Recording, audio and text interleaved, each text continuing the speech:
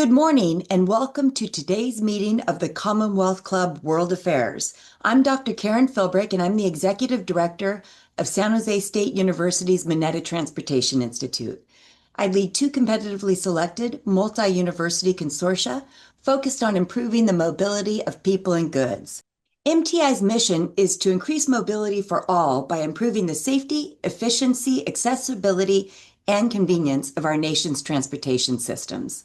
We achieve our goals through surface transportation research, technology transfer, education, and workforce development. Today, we are pleased to host the 16th annual Norman Y. Mineta Transportation Policy Summit, Beyond the Stadium, Keeping Cities Moving During Mega Events. This event's presenting sponsor is ACE and the San Joaquin Regional Rail Commission. We are very, very grateful for their support. Now, California is about to take the global stage with Super Bowl 60, the 2026 FIFA World Cup, and the 2028 Summer Olympics and Paralympics on the horizon. These high-stake events will bring millions of visitors and local fans out in droves, putting unprecedented demand on our system. So how do we ensure that California's transit networks, highways, and industry professionals have the support they need to rise to this challenge? Today's summit brings together a select group of industry leaders who will discuss how we can apply strategy from previous large-scale events to keep everyone in the Golden State moving safely and efficiently forward. With that in mind, today's program will be delivered in 4 exciting parts. We will kick off with a brief fireside chat, then we will go into a keynote address, followed by expert presentations, and rounding out with a panel discussion. So let's begin with the fireside chat with the Secretary of Transportation for the great state of California, Secretary Tokes Omishakin. We'll hear from Secretary Omishakin and his extensive leadership at CalSTA and at Caltrans on how stakeholders at the local and state level can collaborate to face the challenges from these upcoming mega events. Following the Secretary, we will hear a keynote address by one of the nation's foremost leading security experts, Brian Michael Jenkins, Senior Advisor to the President of the RAND Corporation and Director of the Allied Telesis National Transportation Security Center. Brian's wealth of experience will lead us into a very deep conversation. For our third segment, we'll be joined by Carl Guardino. He's Commissioner and immediate past Chair of the California Transportation Commission. In fact, he's at a meeting right now, but he will be stepping off the dais just to join us so he can share his wisdom. Following Carl, the Mayor of San Jose, Mayor Matt Mahan, will give his words of wisdom. Then a little later, we'll hear from Mark Brule, Chief Application Architect at Allied Telesis, and Aston Green. He's the Chief of Systems, Safety, and Security for the Valley Transportation Authority, which plays a key role in moving people at these large-scale events. And so with that, I will make a brief introduction to our fireside chat guest, Mr. Secretary of Transportation, Tokes Omishakin. He was appointed the 4th Secretary of Transportation for California in February of 2022 after serving with distinction as the Director of Caltrans. He is an expert who's multifaceted. He's got diplomacy, he's got grace, he's an avid basketball fan, a deeply committed trustee to the Mineta Transportation Institute, and we are so grateful that you could join us today, Tokes. Thank you. And with that, let's just launch into our very first question. Clearly, California has one of the most complex transportation systems in the entire country. How do you keep a people-centered focus while overseeing such a massive network? You do this so well. Please share your wisdom. Dr. Philbrick, a very good morning. Good morning to you. Good morning to the MTI team. Thank you for all the incredible work that you do for transportation and research in the state and the impact that you have on the state and the country as well. I really appreciate you and your team there at San Jose State University for all you do. So to your question, to start things off, it is an immense responsibility, but it's not about one person. It takes a team to accomplish a lot of the things that we do on a day in and day out basis for the state of California.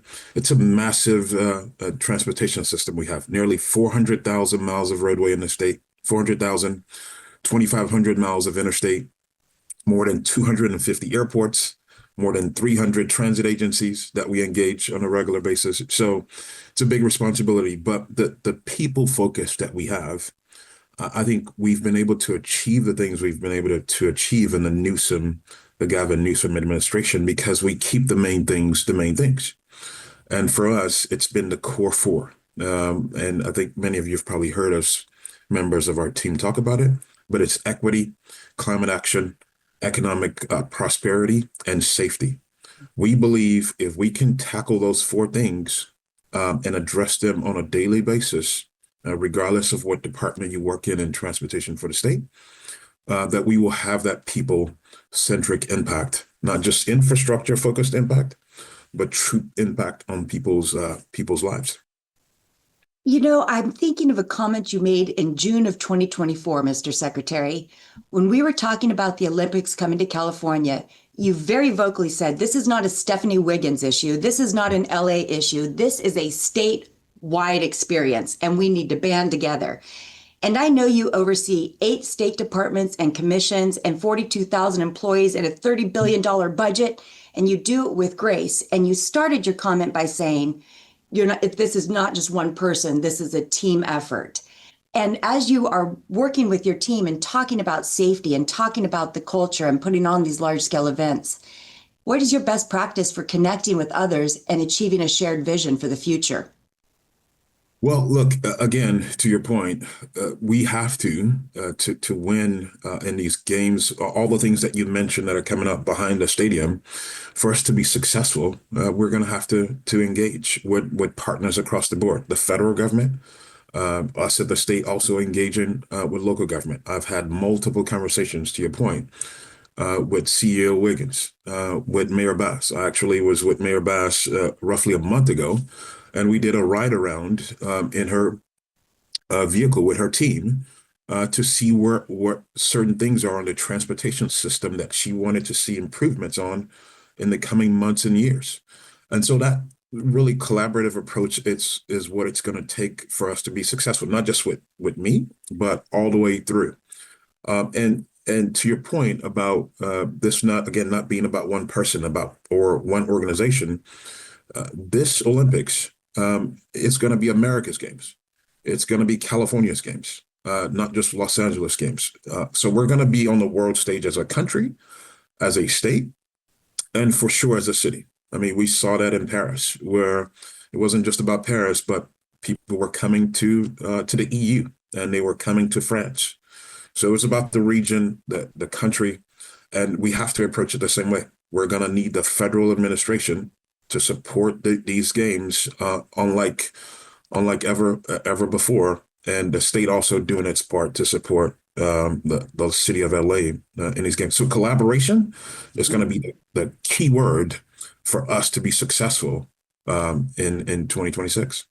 And I love it because collaboration has a C, just like your core four. So that's kind of an exciting thing. Mm-hmm. What keeps you up at night? When you're thinking about the World Cup, the Olympics, the Super Bowl, you've got a great responsibility. You're the highest ranking transportation official in the state. Tell me, what are the worry points? It's the massive amount of, like I already mentioned, collaboration that we're going to need, but also the things that we need to deliver on as the clock starts to tick. We're not going to be in office. The Newsom administration is not going to be in office, even though I said 26, it's 28, rather, in 2028. We're not going to be in office at that point. But I think it's our responsibility to lay the foundation for a very successful games, even though we won't be around then. And when I look at the list of the things that we need to do, and we need to do them by 2027, we can't wait till 2028. I think hopefully people who are listening and tuning in can understand this, something of this scale, where $1.2 million, and I'm talking specifically about the Olympics, not $1.2 million, 1.2 million people are going to be a part of the games on a daily basis, coming to be a part of the activities. There's a lot of coordination that has to happen. I'm glad that you have Mr. Jenkins on the panel with us this morning. His expertise on security is going to come in very, very handy for the games. But next in line to me, what keeps me up at night beyond security is our job. It's transportation. To me, this is the second most important part of all these games that we're going to be hosting, is how athletes, how visitors, their ingress and egress from events is going to be critical. For example, we are estimating, CEO Stephanie Wiggins, she's estimated that we're going to need a minimum of 2,000 to possibly 3,000 additional buses, clean buses, by the way, in the city of Los Angeles or the Los Angeles region for the games. On top of what we already have, they already have probably roughly 2,000 buses as a part of their system. We need an additional 3,000 more. So we're going to have to borrow from other cities in the state, other states in the country, and hopefully, again, clean buses, hydrogen, and other zero emission buses like electric.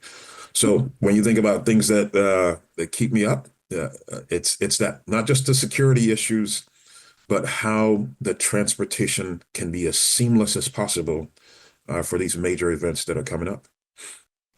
I never have enough time to have these conversations with you. Thank you for joining us today. Your expertise just really lended itself so richly to this discussion. And I have a plan to host you after this to talk about the best practices and lessons learned for how to put on large-scale safe events. Mr. Secretary, thank you for your time and have a wonderful day. Thank you, Dr. Philbrick. Good luck with the rest of the conversation this morning. Thank you, and you be well. Thank you. Now we're going to turn to one of our nation's renowned security experts, Mr. Brian Michael Jenkins. As I mentioned, he's senior advisor to the president of the RAND Corporation and director of the Mineta Transportation Institute Allied Telesis National Transportation Security Center. That rolls right off the tongue, doesn't it? Mr. Jenkins has authored numerous books, reports, and articles. He is well known. He has influenced presidents, various countries, and he brings firsthand experience in Olympic safety, having served as security advisor for the 1984 Olympics in Los Angeles. It was a massive coordination effort involving 50 law enforcement agencies across 6 Southern California counties. Brian, share your lessons with us, please, and take it away. Thank you very much, Karen. And I want to thank the Mineta Transportation Institute and the Commonwealth Club World Affairs for inviting me to speak today. It's always an honor. Being asked about possible threats to the forthcoming major sports events in California takes me back more than 40 years when, as Karen mentioned, I was asked to assist those in charge of security at the 1984 Los Angeles Olympics to assess potential terrorist threats. The threat landscape then appeared as menacing as it does now. You have to recall this was the height of the Cold War in Afghanistan. Soviet forces were in their 5th year of war with US-backed resistance fighters. In September of 1983, a Soviet fighter shot down a Korean airliner that had strayed into Soviet airspace during a routine flight from New York to Seoul. 62 Americans, including a U.S. congressman, were among the 269 dead. Much of our concern also focused on the Middle East, where Iran and Iraq were at war. A bloody civil war raged in Lebanon. Israel, which had invaded Lebanon in 1982, still occupied part of the country. Sounds familiar. Palestinian groups continued their international terrorist campaigns. And in 1983, less than a year before the Olympics began, Shia extremists who were supported by Iran bombed the American embassy and later crashed a truck bomb loaded with 6 tons of explosives into the U.S. Marine barracks in Beirut, killing 240. Now, until 9/11, this event accounted for the greatest loss of American lives in a terrorist attack. A month later, Iranian-backed terrorists bombed the American and French embassies in Kuwait.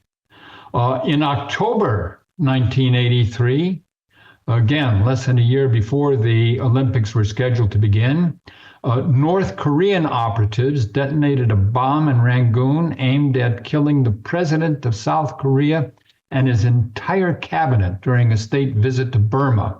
This was part of a North Korean campaign to sabotage the 1988 Olympics, which were scheduled to take place in Seoul. Needless to say, that had implications for events in Los Angeles. In the 1970s, terrorists wanted a lot of people watching, not a lot of people dead. But in the 1980s, terrorists measured their success by body count. These massive vehicle bombings and blatant state-sponsored assassinations represented a dramatic escalation, and it led to a reframing even to how we perceive the terrorist threat. I had been asked to assist the Pentagon Commission investigating the Beirut bombing, and the commission concluded that that terrorism had become a new mode of warfare. Now, the 1970 Soviet invasion of Afghanistan had provoked a US-led boycott of the Moscow Olympics in 1980. Payback came in 1984 when the Soviet Union, citing security concerns, boycotted the Los Angeles Olympics. And that led to some concerns that Soviet operatives might try to do something at the Los Angeles Olympics to prove their point. Our immediate concern in 1984, however, focused on domestic actors. The U.S. had experienced an average of 50 to 60 terrorist bombings a year in the 1970s. That level of activity had declined by the end of the decade, but domestic terrorist violence continued. In the months leading up to the Olympics, Maoist extremists carried out a series of bombings at the U.S. Capitol building and other facilities in Washington, D.C. I recall dump trucks filled with sand blocked the driveways at the White House and surrounded other buildings in Washington. Economic distress in the Farm Belt in the early 1980s had fueled a resurgence of domestic right extremist groups like Posse Comitatus and Covenant Sword and Arm of the Lord. We also faced threats from Puerto Rican separatists, anti-Castro Cuban exiles, the Jewish Defense League, Croatian nationalists, Armenian extremists, all of whom were active in the early 1980s and obliged us to look at how we might protect the athletes and spectators from the countries that were targeted. Now, fast forward to 2025. It seems nothing has changed, but in fact, the threat matrix has become even more chaotic. To be sure, foreign quarrels still complicate threat assessments. The war in Ukraine continues. Russia could escalate. Ukraine could fall, creating a new refugee crisis and potentially a resistance movement abroad. Iran remains hostile and under Western sanctions to discourage it from developing nuclear weapons. Iran also remains determined to avenge the death of General Soleimani, who was killed by an American airstrike in 2020. U.S. authorities have already thwarted several Iranian assassination plots in this country. India also has been involved in a number of assassination plots in Europe, Canada, and the U.S. The war in Gaza continues. It has deeply divided Americans, aroused passions, and fueled violent extremism. Hate crimes against Jews and Muslims are at an all-time high. Israeli forces have again invaded Lebanon, this time to destroy Hezbollah, which remains an Iranian proxy. Should be kept in mind that Hezbollah has worldwide connections with criminal organizations that extend into the United States.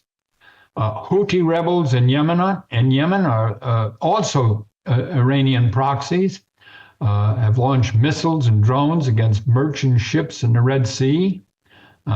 We've recently bombed them, and they've promised to suspend the attacks on U.S. vessels, but they continue to attack targets in Israel as well as other ships. A group that originated as an affiliate of Al-Qaeda and had been designated by the United States as a terrorist organization has taken control in Syria. Although armed conflicts continue in that country. I was in Qatar a couple of weeks ago, and it was interesting that at our meetings, representatives from the new Syrian government were there. Now, the U.S. has just suspended sanctions, and we'll see what happens. Meanwhile, Al-Qaeda and Islamic State continue to incite homegrown jihadist plots. Young men continue to respond. A number of plots have been thwarted. Just yesterday, in fact, in Michigan, a former member of the National Guard was arrested for a plot to carry out terrorist attacks on behalf of ISIS. China and the U.S. continue to confront each other over the future of Taiwan and control of the South China Sea. And let me add another dimension here. Washington has designated Mexico's drug cartels as terrorist organizations and recently proposed direct U.S. military action against them, which Mexico has rejected. Now, American military intervention in Mexico could provoke terrorist violence on both sides of the southern border. We got through the 2024 elections without violent disruptions, but not without 2 assassination attempts and numerous plots. There was reason to worry. There still is. Politically, the country remains deeply divided. Plots and attacks by extremists on both ends of the political spectrum continue. Internet and social media algorithms propel us into 2 different cognitive universes. Intense foreign psychological operations and influence campaigns deepen the divide. Far-right extremists continue to plot attacks primarily on the energy grid to cause blackouts, believing that these will lead to anarchy and a desired race war. These ongoing conflicts and existing patterns of terrorist activity point to some of the obvious potential threats. But in my view, the current stresses in American society add a less predictable layer of threat to what we face now. Economic uncertainty, rising prices, job insecurity, income inequality, diminishing expectations, unresponsive institutions, violent crime, and growing disregard for the law have put the country into a dark mood. There's no question that many have been left behind by globalization and offshoring.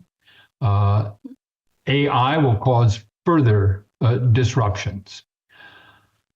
A nation of immigrants coexists with historical deep currents of racism and xenophobia.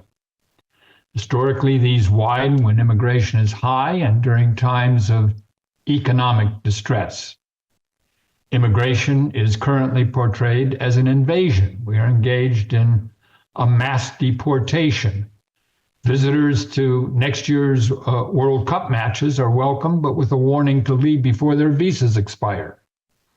We are still in a post-pandemic era, and as with history's previous pandemics, people are on edge, quick to violence. Mm-hmm. Society has become coarser, courtesy and comity have disappeared, threats against public officials have grown, random social aggression has increased, the legitimacy of political violence is being redefined. And it's in this complex threat environment that security measures must protect athletes, officials, spectators, celebrants, venues, and transportation systems. It's an Olympian task. Thank you. Very well stated, an Olympian task. Brian, I can't thank you enough for your years of dedicated service. It's an honor and a privilege to work with you. And I already feel safer knowing you're on the job. So thank you for joining us today. And I know you'll be part of the panel discussion just a little bit later this morning. Thanks again, Brian. And now it's my pleasure to introduce today's moderator, and that is Linda Tran. She is an MTI trustee and the CEO of Lincoln Room Strategies. She is a wealth of knowledge herself with over 2 decades of experience advancing public policies and supporting movements that improve people's lives. Prior to her current position as CEO of Lincoln Strategies, she was a senior advisor to U.S. Department of Transportation Secretary Pete Buttigieg, as well as a special advisor. She helped pass the historic IIJA, and she will lead our discussion today. Linda, please take it away. Thank you so much, Dr. Philbrick, and it's an incredible honor to be on camera with this array of amazing experts talking about such a timely topic today. We're going to be hearing presentations from 4 guests, as you described at the outset of this conversation. And next, we're going to hear from Carl Guardino. Mr. Guardino serves on the California Transportation Commission. He's the Vice President of Government Affairs at Toronto Wireless. He previously served as the Executive Vice President of Global Government Affairs and Policy for Bloom Energy, and spent nearly 24 years as the President and Chief Executive Officer of the Silicon Valley Leadership Group, a public policy trade association that represents more than 350 of Silicon Valley's most respected employers. Welcome, Carl Guardino. Linda, it is a delight to participate this morning. And Dr. Karen Philbrick, it's always an honor to be on any stage, in person or virtual, that you and your great team have created. I have been asked to share for about 10 minutes this morning. I was so inspired by Brian Jenkins' remarks and his closing comments that this is an Olympian task that I'm going to call a bit of an audible on my intro to draw on that comment about an Olympian task. And so let me share a story. I vividly recall watching a runner named John Akhwari compete in the 1968 Olympic Marathon in Mexico City. John Akhwari started strong.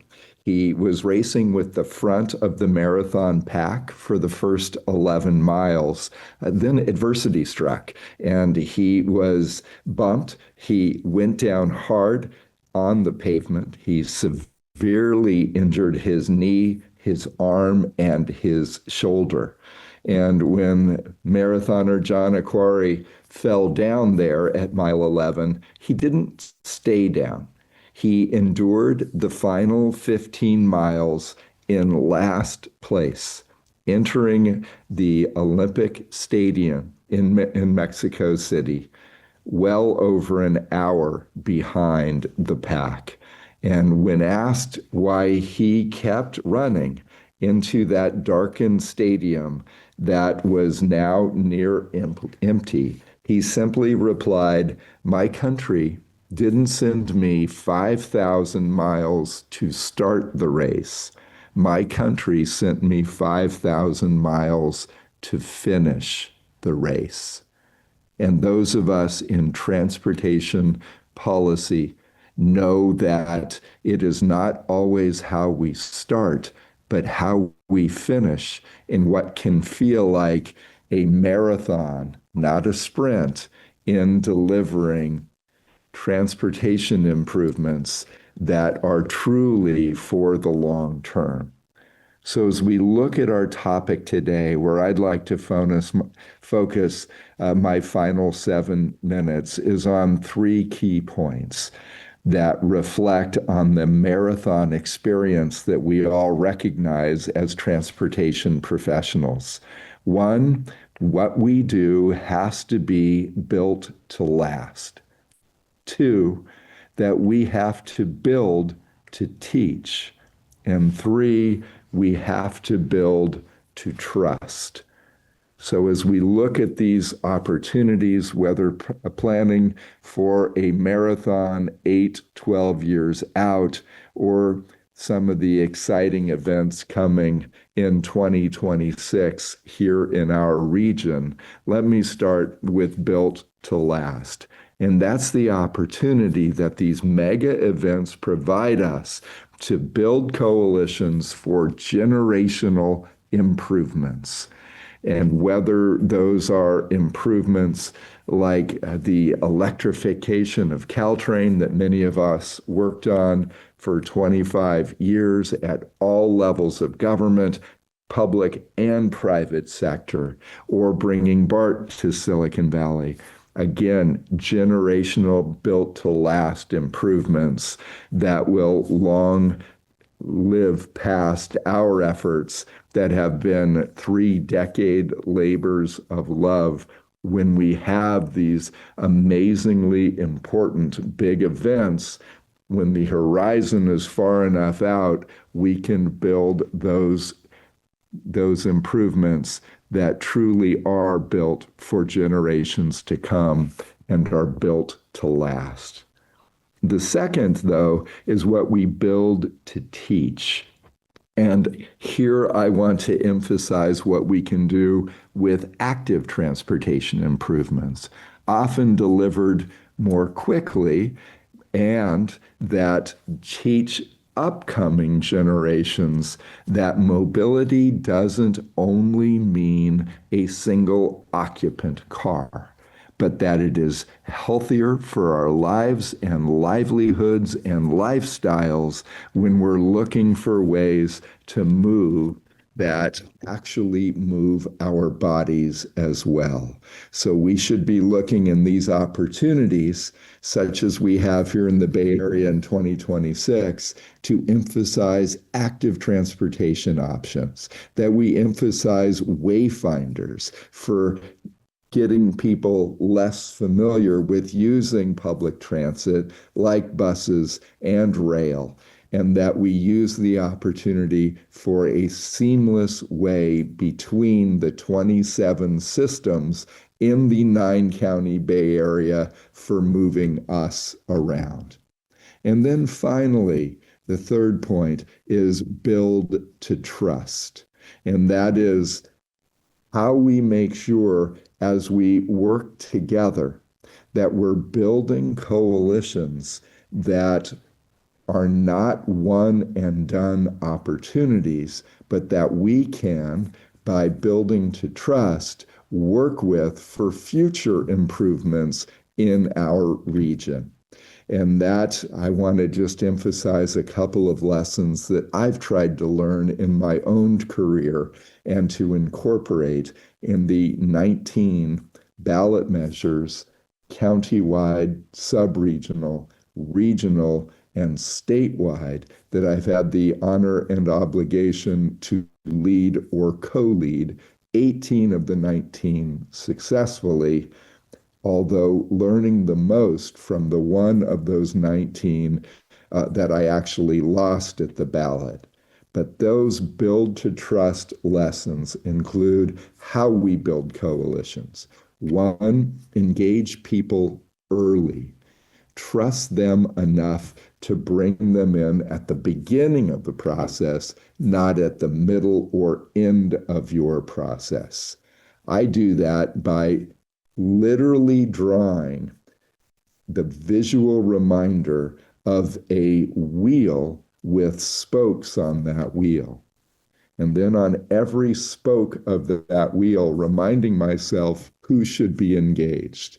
From a business community background, making sure to include business community, large and small employers of all types of our economy here in the region, but also our partners in organized labor and our friends in the environmental and social justice movements, and our friends in the faith communities and neighborhood communities.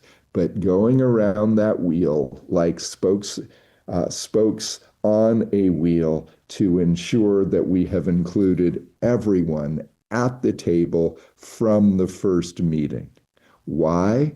Because then we know that people are helping to build the solutions, not just buy into the solutions. So I would ask you, when do you feel more ownership? Do you feel more ownership if you've actually built something, or if you're asked simply at the end to buy something? For me, it's if I've actually built it rather than just bought into it. The second part of building to trust is to actually test for trust. When we've run campaigns for transportation funding solutions, we honor people enough to, when they say they want to test something in our polling, we allow that to be tested so that they know the point of view of the voters and taxpayers who will be footing the bill, how they feel. And if it tests well, we should consider it. If it doesn't, then they are respected enough to know that their idea may not be ready at this point in time. And then third, in building those coalitions, is making sure as we engage people, we engage folks in ways where they can add the most value possible. We would bring together groups of public, elected, and non-elected officials. They have a key and important role.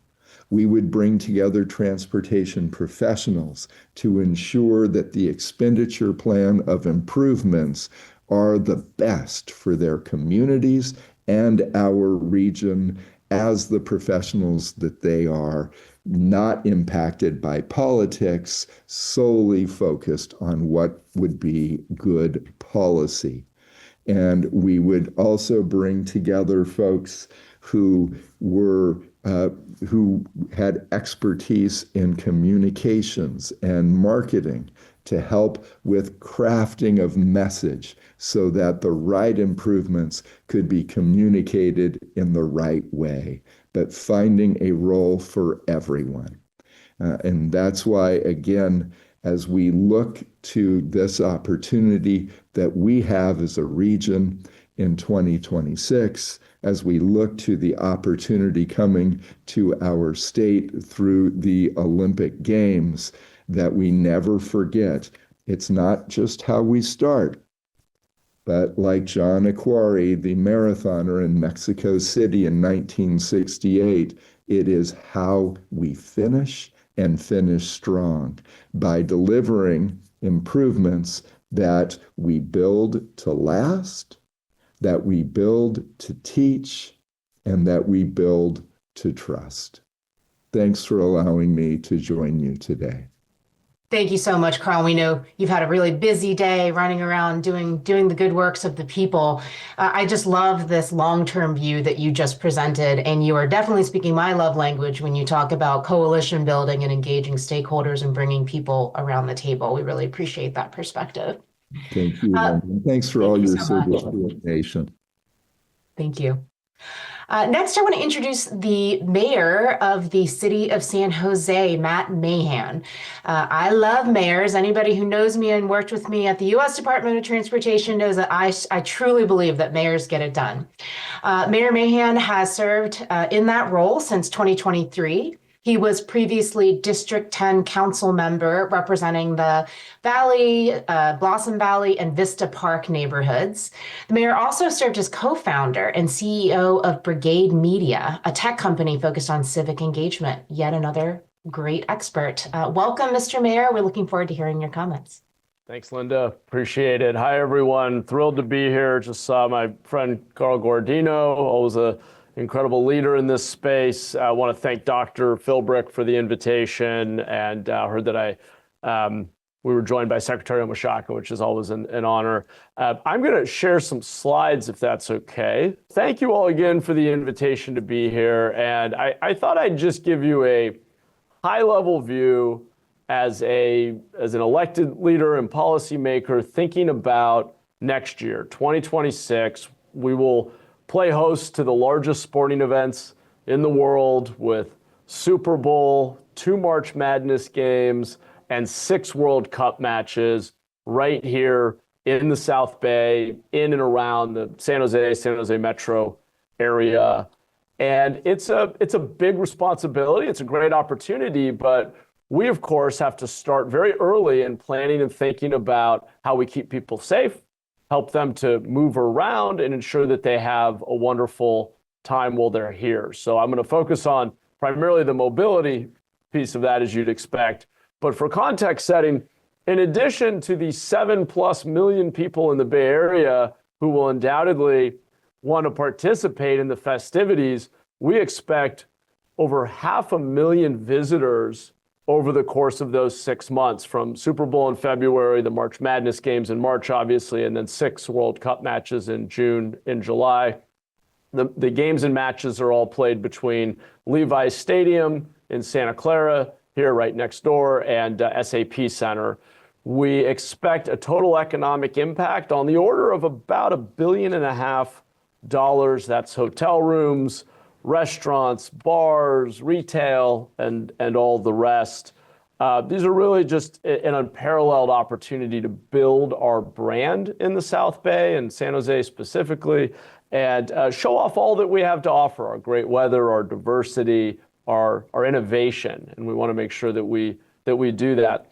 As we think about our responsibility to help people move around seamlessly and safely, there are a few areas that we're thinking a lot about. So one is creating a really innovative and unique experience for people that takes advantage of the fact that actually, despite our reputation as being very car-centric, so much of the experience will in fact be centered in a very small area. We have 10,000 hotel rooms in San Jose, about 15 to 20,000 in the South Bay.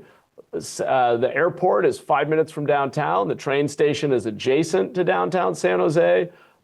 SAP Center is across the street from Diridon Station, where more bus and rail lines connect than any other station on the West Coast. And Levi's Stadium is just a stone's throw, connected by 2 light rail lines and bus lines. And so we think there's really a unique opportunity to craft an experience. So let me dive a little deeper into the fan experience, wayfinding and seamless transportation, and then how we point to our role in the innovation economy and what's next for transportation. So innovative fan experience. One of the things we've been thinking about as we plan for next year is that only about 5 to 10% of a visitor's time will be spent at the game itself or watching the game on television if they're not lucky enough to have a ticket. So what do people do with the other 90+% of their time? And we need to program and activate our spaces. We're doing a lot of coordination with small businesses to make sure they're getting prepared. We have been experimenting. You may have seen this past week, I got a big cake to the face from Steve Aoki, very famous DJ. We're starting to put on bigger public events downtown, block parties and concerts, both to just celebrate our great weather and our community, but also we're getting ready, we're preparing, we're learning how people move around, how to keep them safe. Next year, we plan to have 13 outdoor concerts in the downtown core, a large number of drone shows, and watch parties for all of these games, including all 100+ World Cup matches in public spaces and in and around the bars and restaurants downtown. To facilitate people's wayfinding, we are investing in a mobile app that will help people understand where they are from the moment they land at SJC, how they get around, where's your hotel, what's in the area, where are the amenities, and particularly want to encourage people to engage in the walkability of our downtown core. We are looking at embracing AI to do some neat hologram-based wayfinding and other kind of digital forms of helping people find their way around. And we're investing in the physical infrastructure of the city by building wayfinding. We're actually getting ready to rename St. John Street as Sharks Way so that a visitor to one of our downtown hotels can mosey up to San Pedro Square with our new state legislation enabling entertainment districts, buy a beer or a glass of wine, wander down Sharks Way through Little Italy, and and then right on through to SAP Center and even Google's Creekside Social, all a walkable outdoor entertainment zone. And we're calling that Stitching Districts, better connecting the downtown core with wayfinding, lighting, and other visual cues in public art.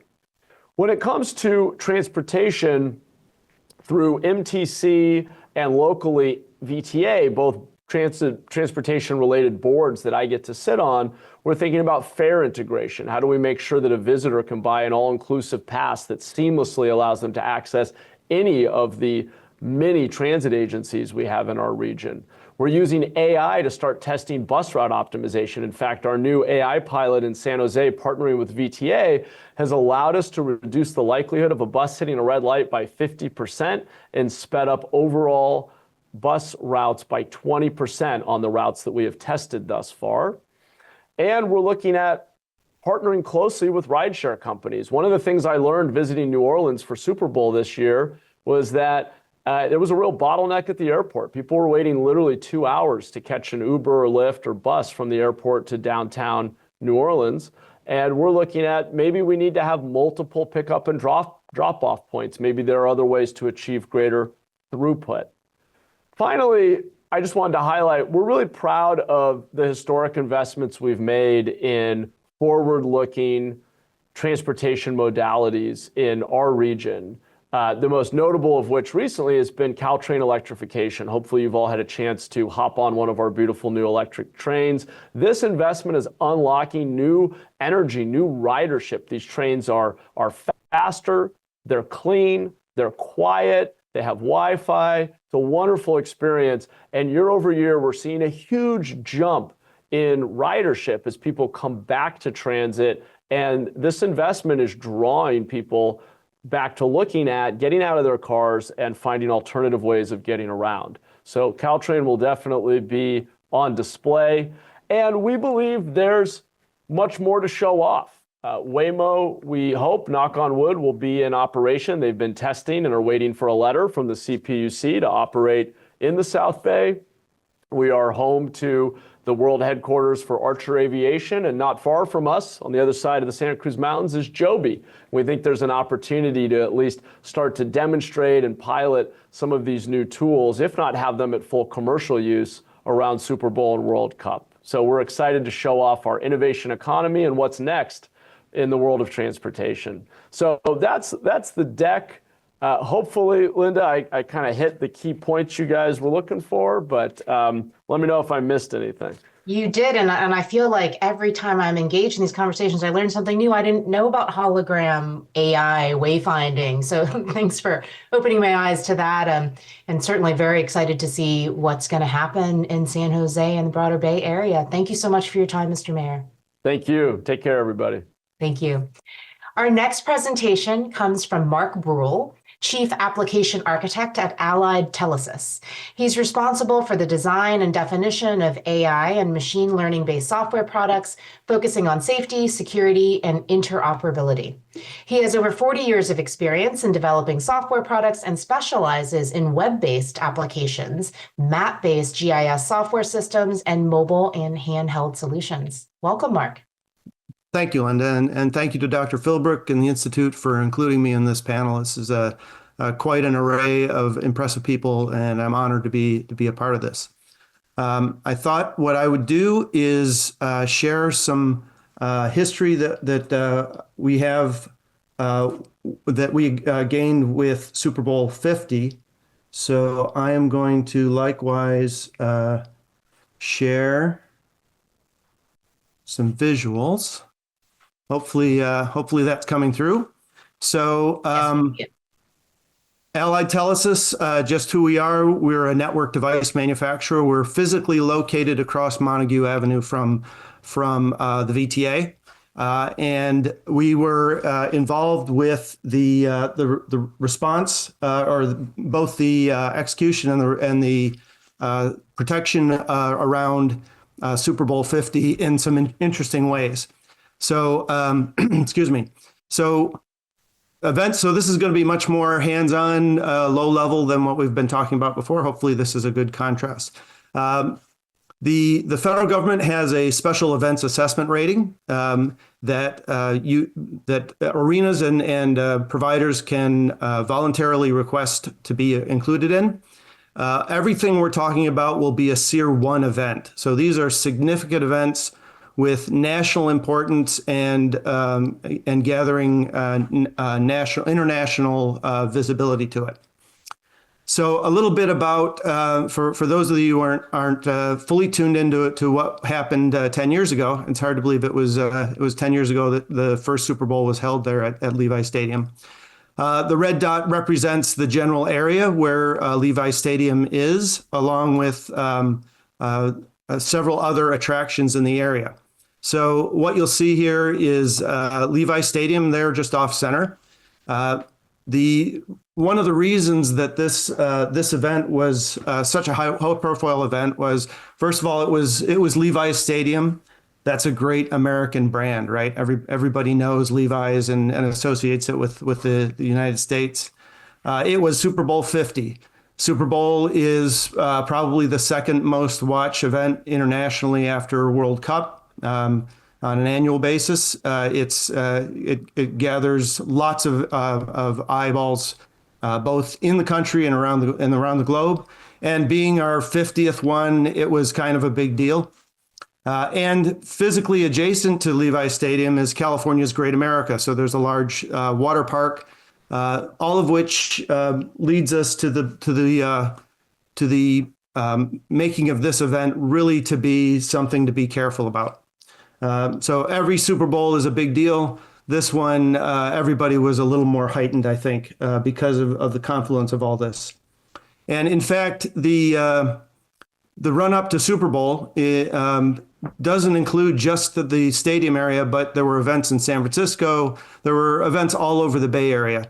So moving people around and keeping people safe turned out to be a very large task that I think a lot of people learned from.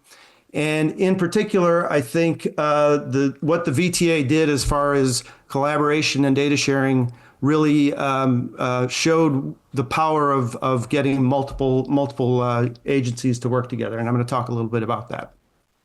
So on a SEER 1 event, there is going to be a multi-jurisdictional response to it. And this includes federal, state, and local municipal jurisdictions will all be involved. So what we saw was not only DHS was involved, but the DOE was actually involved. I'll talk a little bit about that. CHIPS, all our state and the local Santa Clara PD all had parts to play with this.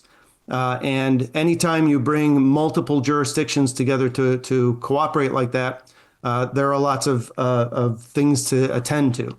Now, when in a SEER 1 event, DHS is going to place a perimeter around the arena.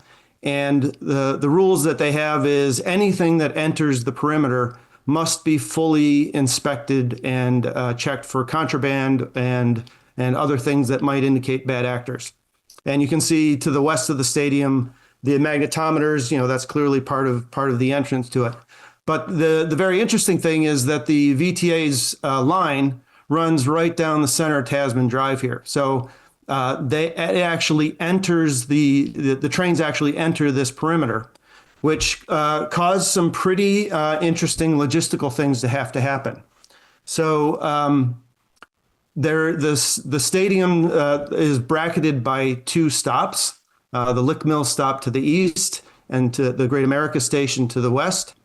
And so every train that came in from the eastern part would stop at Lick Mill, and all of the passengers would be disembarked, and they would actually have to walk over the bridge over Lafayette to get to the stadium.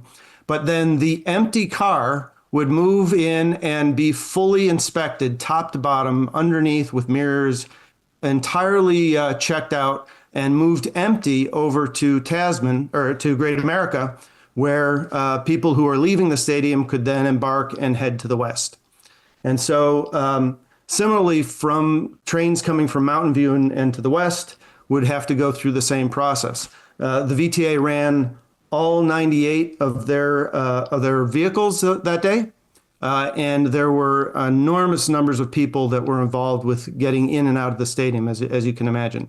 So this involved a number of different agencies to help protect this. And one of the things that the VTA kind of realized is all of this infrastructure was going to show up, and each of the federal agencies are bringing different aspects of safety and security to the table. The VTA wanted to set something up that would last and that would be used going forward. So the VTA, like many transit companies, runs networking down their rights of way. So there is a high capacity fiber network that runs right down Tasman Drive. And there are video cameras on all of the platforms as well as on the vehicles. And so they came to us as a partner and said, hey, we would like to get some more sensing technology and be able to share that with the people that are running security inside the stadium. What could we do? So we actually deployed a number of sensors all over the network of the train network, detecting things like radiation sensors, so that if a bad actor was heading toward the stadium and was, you don't want to find that person at the edge of the stadium. You want to find them as far away as possible so you can have some interdiction to it. So we did a couple things. We got sensors deployed all along their network, and they agreed with the Santa Clara PD to a data sharing agreement, which I think is a key point to this. During events at Levi's Stadium, the top level of the boxes to the west side here, in the upper corner, is where the Santa Clara PD's command center is, and they actually run a fusion center on every event and every major event at Levi Stadium. So they have all of the different jurisdictions that are for everyday games are cohabitating in that area. And the Santa Clara PD has a common operating picture where they're pulling in data from all sorts of different social media posts and different sensing technologies that they have. So the VTA agreed to share their video feeds and this sensor data that we were gathering for them into the common operating picture through a data sharing agreement right into the command center. It's that kind of collaboration that is most critical, I think, for having responses that are as truly can be up to the task. So these networks and these technologies we have in place to help protect things are not just done once for Super Bowl. They're actually activated for every major event at Levi Stadium. So the relationship between the VTA and the Santa Clara PD and the city of Santa Clara is one that is healthy and has everyone's best interests at heart, and is able to provide ongoing security. Now, when additional agencies show up and start having additional things they want to do, the more change that you have to your network, the more possibility, more attack surfaces you have, the more possibilities for bad actors getting in and doing something. So it really, the setting up of these data sharing agreements and these cooperation, these mutual aid contracts, and exercising them beforehand, not just waiting for a month before and saying, okay, let's run an exercise, but really making cooperation part of the day-to-day running of these things. That's I think the key to how you keep people safe and how you can survive these large events with as little disruption as possible. So we were quite honored to be part of that. The VTA, we've been a provider to the VTA for networking equipment and a number of different projects over the years. And it was quite an interesting educational experience going through this and seeing how all of the different federal agencies come together and have to work together. And I think it speaks to the foresight of the different entities involved, the City of Santa Clara, the VTA, and all of the agencies involved with it, that they really did cooperate and plan together. Data sharing agreements are not always the easiest things to implement between these types of entities, but everybody came together and did the right thing, and we had a very safe and uneventful Super Bowl 50 from the network operator perspective. That's what we want, is we don't want anything to stand out. We want it all just to go smooth.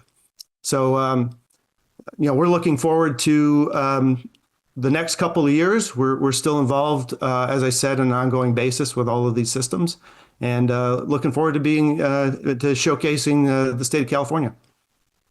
Thank you so much, Mark. And of course, whenever these sorts of things are happening, people don't know all of the effort and the behind the scenes work. And it's good news when there's no news, I suppose. That's exactly the point. Yep. Fantastic. And our final presentation comes from Aston Green, Chief of System Safety and Security at the Santa Clara Valley Transportation Authority. He has more than 25 years of experience leading security and law enforcement transformations, which includes instituting critical security programs at LA Metro and the Metropolitan Atlanta Rapid Transit Authority, MARTA.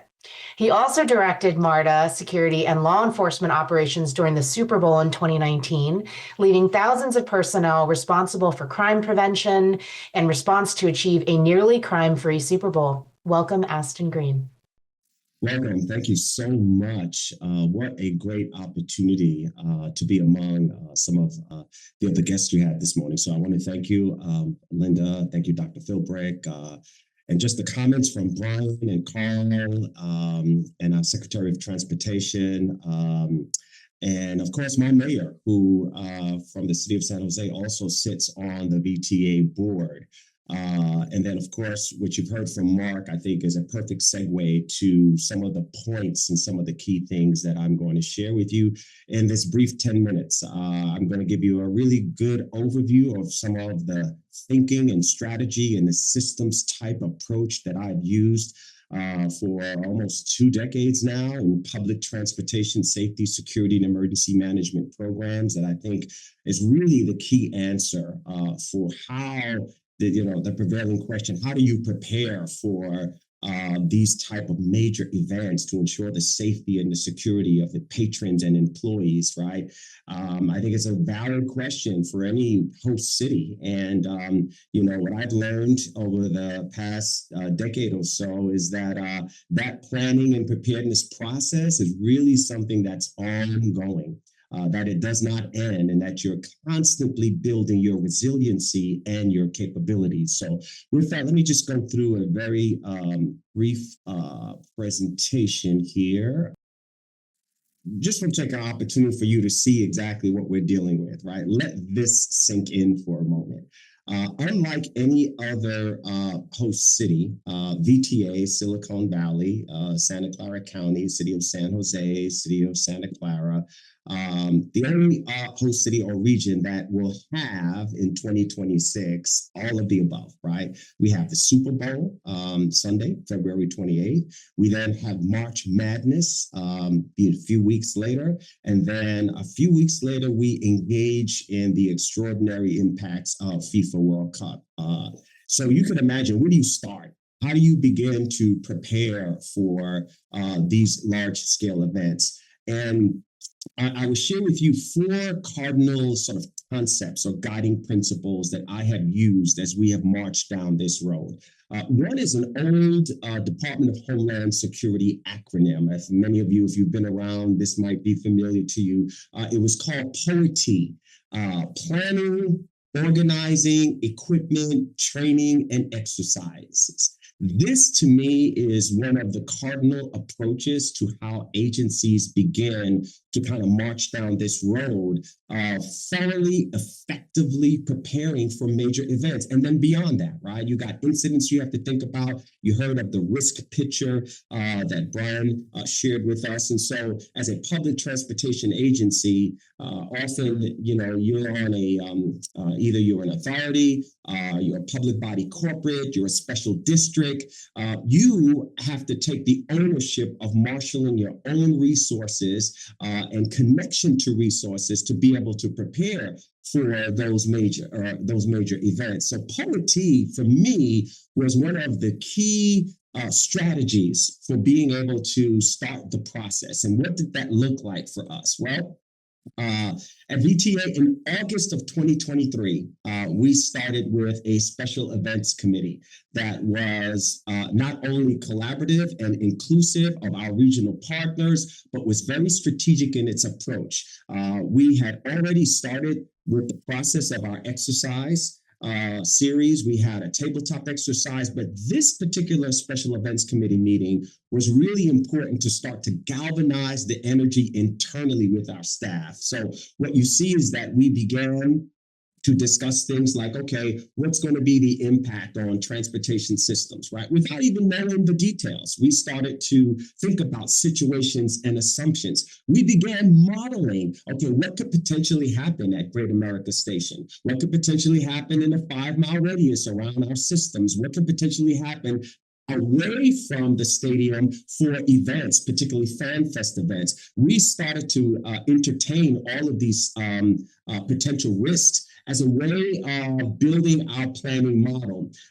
You'll see here some of the bullets talks about identifying, assessing, and mitigating those risks. One of the things that we did very quickly is identify some potential resource constraints. We knew very early on that there would be some capital programs that we would need to consider, right? Whether it's construction projects, whether it's training, whether it's something that you have not done before, you don't have the luxury of waiting 30 days out to start that process, especially if you have to deal with things like procurement or construction.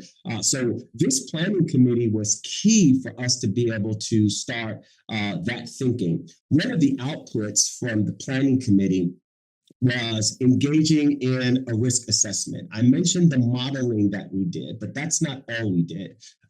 Similar to any major effort or capital project, for example, for those of you in the transit industry, we began with a project management approach that led us to conducting a threat vulnerability assessment, particularly around our events. We did not wait for anyone to say, hey, you need to do a security assessment. We did that ourselves.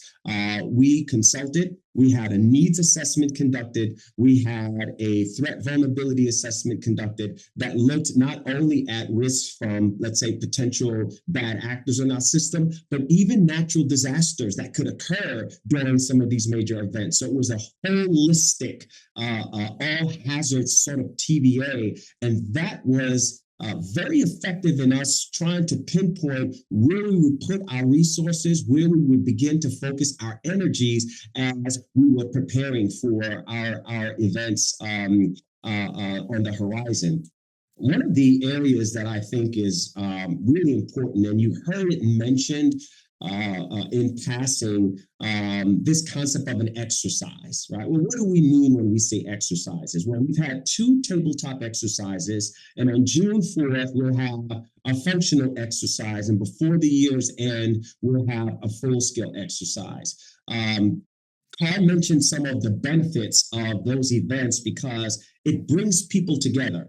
That's how you activate or test or evaluate your MOUs, your MOAs, your IGAs, or whatever tool you use to coordinate and collaborate with your region. It's great for that, but it's also important for something else, right? It's a self-auditing process. If your exercises are not leading to some sort of improvement plan and evaluation of your capabilities, your core capabilities in particular, and a corrective action plan, a meaningful one that identifies a metric that you're trying to improve using a smart, objective strategy, but also assigns a person, a timeline, or a suspense state, resources necessary, that is really the benefit of having an exercise. And when you do it collaboratively with a region, you will discover some interesting things. So for example, the 9/11 Commission's Recommendation Act of 2007 and reauthorized in 2011 identified two critical areas for our nation to improve upon. One was sharing of information, the other was interoperable communications. Well, let's take the latter, for example. How do you know if your interoperable communications systems or functions are working? Well, on paper, if your region has a tactical interoperable communications plan, everything looks fine. But when you are in the real world doing a full-scale exercise, for example, and you start to test those talk groups or test whether or not those system keys and your radio systems are working, and you're getting into the granularity of whether someone can see your CCTV infrastructure or they cannot, that's when you have the best opportunity to improve your ability to respond and recover from all types of hazards that may be associated with these events. Don't assume. And exercises for me are so important because they reveal really the truth about your regions and your agencies' ability to succeed and get through events as you intend. So I want to point that out. Another thing that was very interesting, I had the opportunity to attend a UTI seminar, right? You know, whenever you have the opportunity to hear about what other people are experiencing, it could be eye-opening. And this seminar in New Jersey, New York, we had a chance. You see, one of my former colleagues joined me. It was very revealing because we had FIFA representatives, Olympic representatives, really key stakeholders in this industry of transit preparedness share some of their most recent and concerning challenges with respect to large events. And one salient point that kind of resonated with me, and I think about it every day, is that venues are often not equipped with sufficient public transportation to support to cope with the exceptional demand of an event. So for us here in the Bay Area, you know, we have successfully managed through major events. We've had obviously Super Bowl 50 in 2016.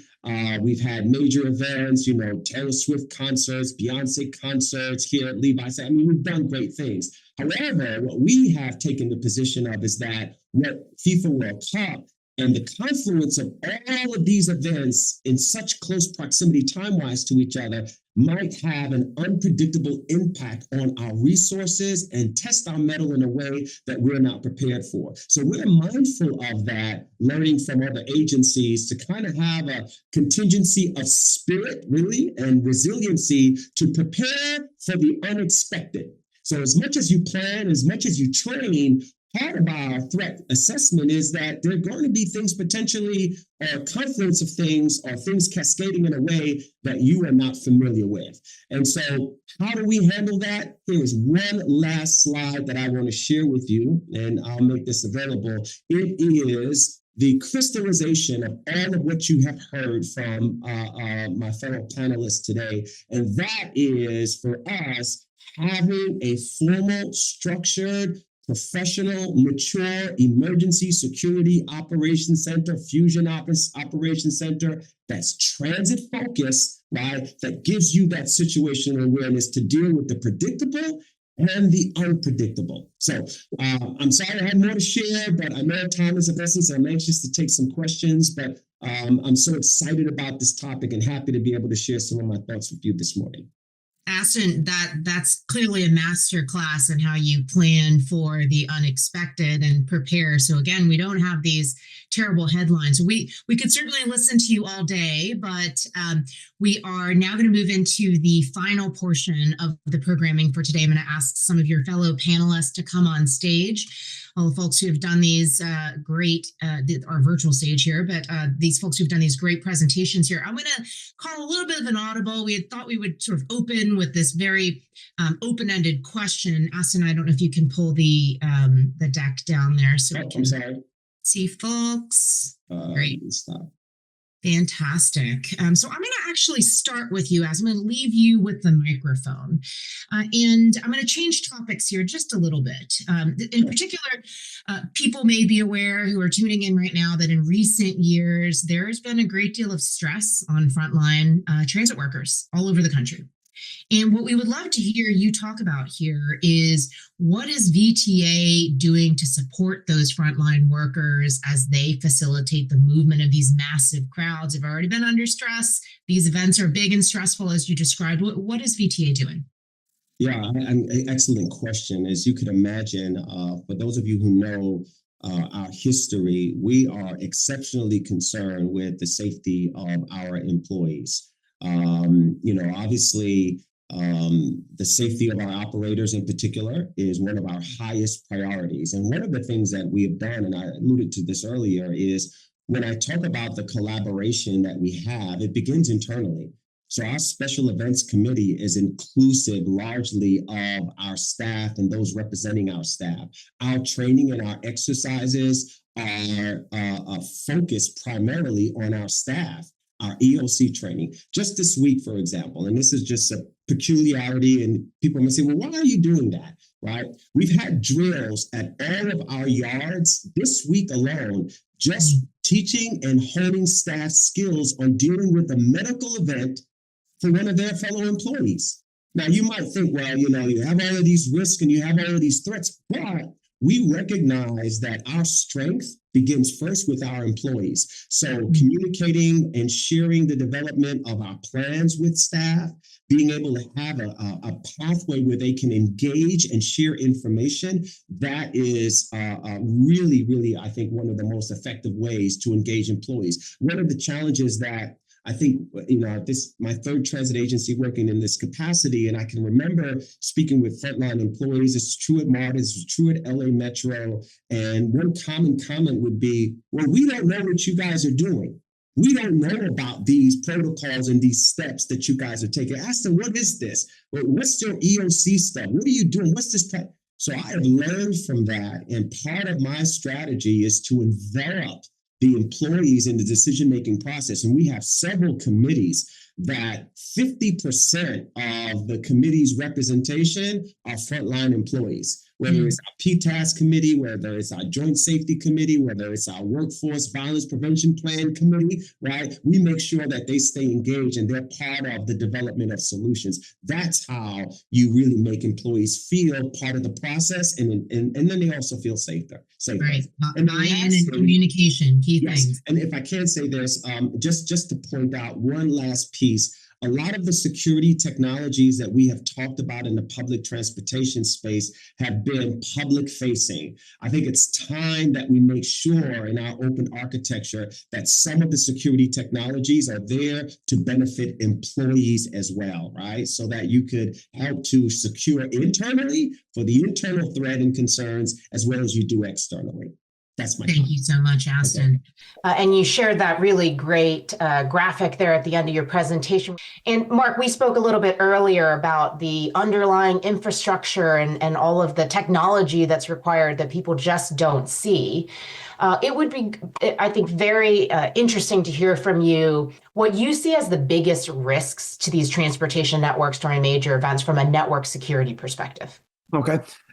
So, as we know, transportation providers often have a high speed, high capability, and high impact networks running on their right of ways.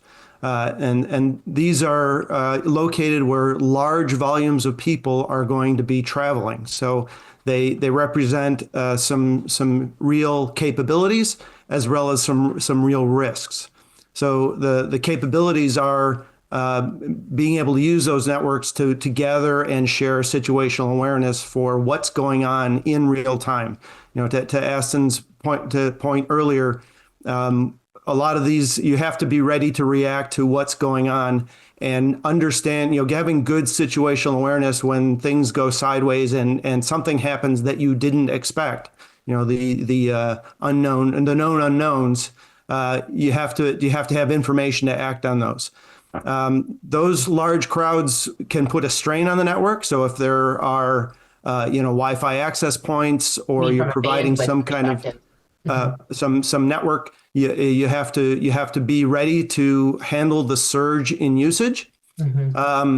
And you need to build them in a way that's robust and from both a wireless and a wired access or consideration as well. Because on those platforms are video cameras. Those are physical endpoints that are also vulnerabilities. Those are attack surfaces that people might try to get at.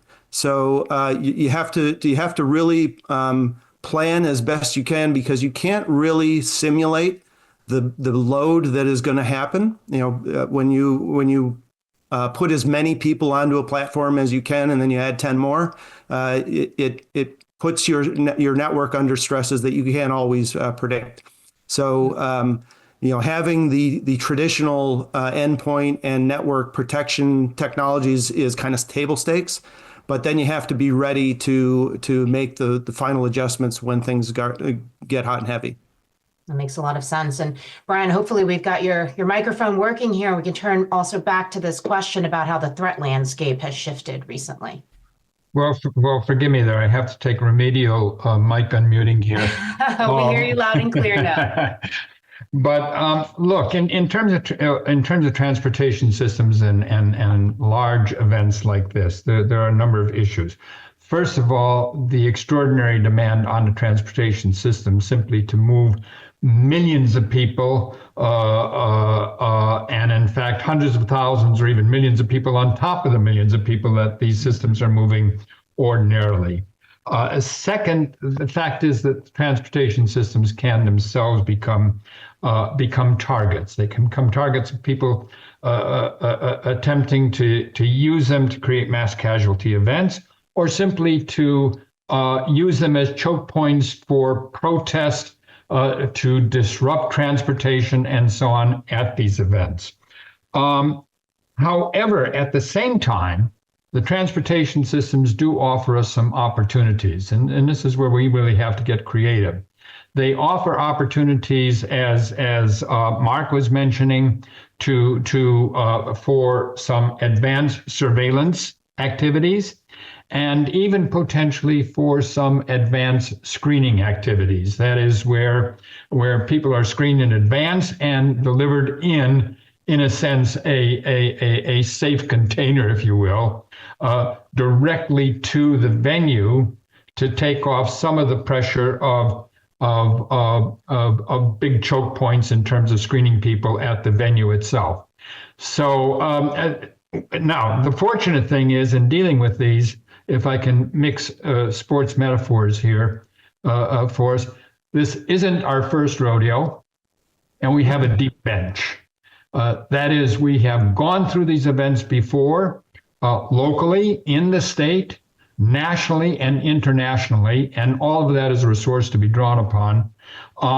And second, and this applies especially to those of us here in Northern California, and that is, we do have a capacity with AI, with high tech, to be just extraordinarily creative and think of some new solutions for these upcoming events, things that we haven't dealt with before. So exciting. And I don't mind mixed metaphors at any time, especially as a former Texan. I love any time we talk about rodeo. So unfortunately, we are down to the wire, and we really just have time for one last question that I'm going to pose to all three of you. And I'll ask you to keep your responses to about 90 seconds or so, if that's possible. So we often measure success by speed and safety, but are those metrics enough when we're welcoming the world to California? What other measures, equity, accessibility, legacy, should shape how we evaluate our transportation performance during these upcoming major events? And how will we define the success of these events in the years ahead? Let me turn back to Aston to start us off, if you don't mind. I think for me, that's a very easy answer, and that is your ability to recover quickly. It's resiliency. There is a corporate concept some of you may be familiar with called anti-fragility. It's just not a matter of being able to survive. It's, can you thrive and grow stronger from the stresses that you are experiencing? So I would say the test is how fast can you recover from an incident? Because something will happen. Accident, some sort of trouble somewhere, something that's going to impact your service and your speed. How quickly are you able to get back up and return to a state of normalcy? Fantastic. And I see Mark nodding here. So clearly he agrees on that. Mark, what are you thinking about in terms of metrics? Yeah, 100% agree with you, Aston. I will offer one perspective, especially around speed. I think people that come to events like this understand that it's going to be congested and not a normal experience. And they don't necessarily want to be in a situation where they're crammed together and can't move and feel out of control. But they also, I think, are a little more understanding that it's going to take some time to get through things. And I think we can take a lesson from Disney, who makes the art of waiting into it's part of the experience, right? So if we can find ways to keep people engaged and keep the temperature level down of people who are waiting to get through the next hurdle, that can help mitigate a lot of anger and that turns into ugliness.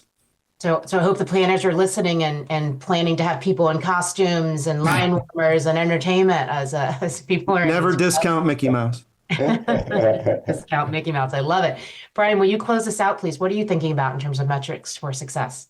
Well, I certainly would endorse the comments made by Aston and Mark.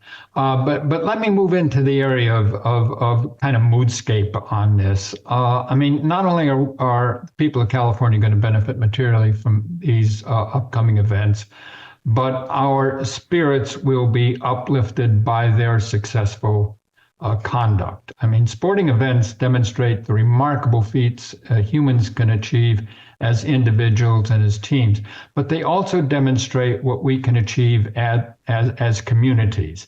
I had the privilege of being at the closing ceremony of the 1984 Olympics, and the mood in the Coliseum, and indeed the mood in the city, the state, and the country was ebullient. We did it.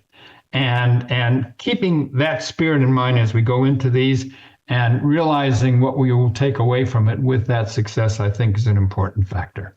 What a fantastic closing note for us to talk about spirit and thinking about that ebullient mood that we hope gets inspired across all these different events.